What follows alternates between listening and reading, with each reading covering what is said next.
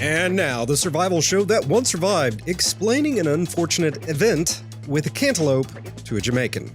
In this ITRH Summer Short, we ponder what happens when you're drowning in preparedness, and we'll discuss simple ideas for avoiding it.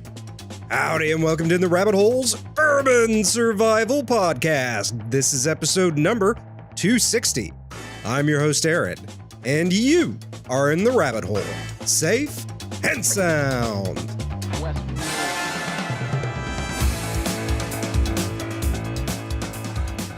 Think of this episode as an addendum to episode 59, the last episode. Once you've reviewed everything, you'll have a fresh inventory and perspective on what you have. Now it's time to evaluate what you have and consider if it is enough or perhaps too much. A quick story. Roughly 2 years ago, I stood staring at the back of my pickup truck. It was nearly filled with something very odd: boxes of toilet paper. Lots of boxes of toilet paper. I questioned my sanity. My wife asked if I was planning to live off bran muffins after the zombie apocalypse. She is a huge smartass after all. Then there was the OPSEC issue concerning the movers. But we'll come back to that later. First, let's continue with the TP Gate. You see, when I became serious about preparedness, I made an essentials list. It was a list of all the items I thought should be stored en masse. Then I began the process of building up stores of those items. At first, it was a few weeks. Then we got to a couple of months. Subscription services were introduced by companies like Amazon and a few others, so I put my essentials list on a monthly automatic purchase. One less thing to think about every month, right? Just set it and forget it. Every month, a bunch of boxes arrived. All I had to do was take the contents out and put them away, because I'm a neat and tidy prepper like that. My preparedness was now on autopilot. It was so handy. And I was on my way to a state of plenty, so I thought. But there is a funny thing about plenty. You never actually arrive. You think to yourself, once I get to this point, I'll be good.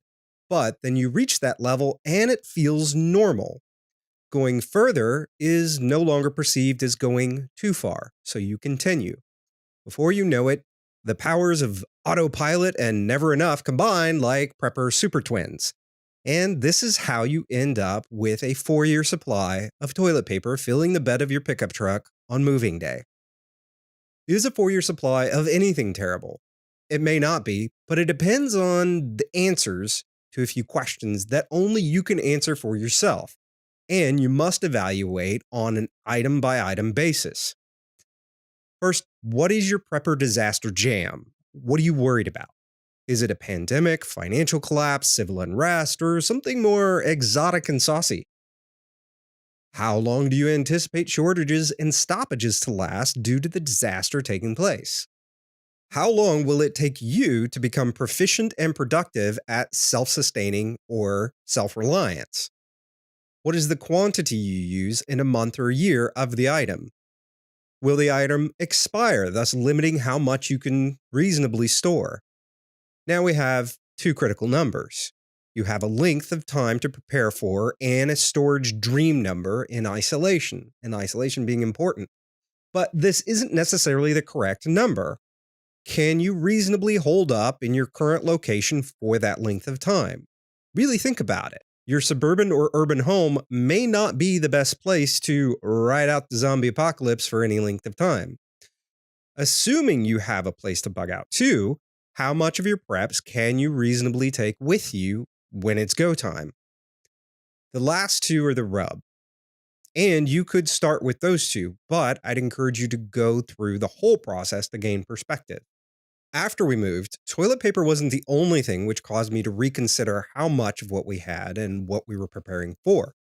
But it was the funniest, by far. The moral is this: you may not need or have use for as much as you think you do. Evaluate and consider if it's time to burn through your toilet paper for a few years before starting your resupply. It takes up a lot of space. On to moving. Movers and moving OPSEC as a prepper. Movers present a big concern.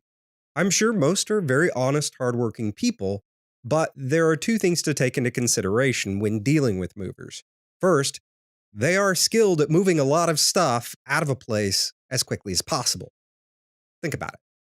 Second, they become intimately knowledgeable of what kind of things you have.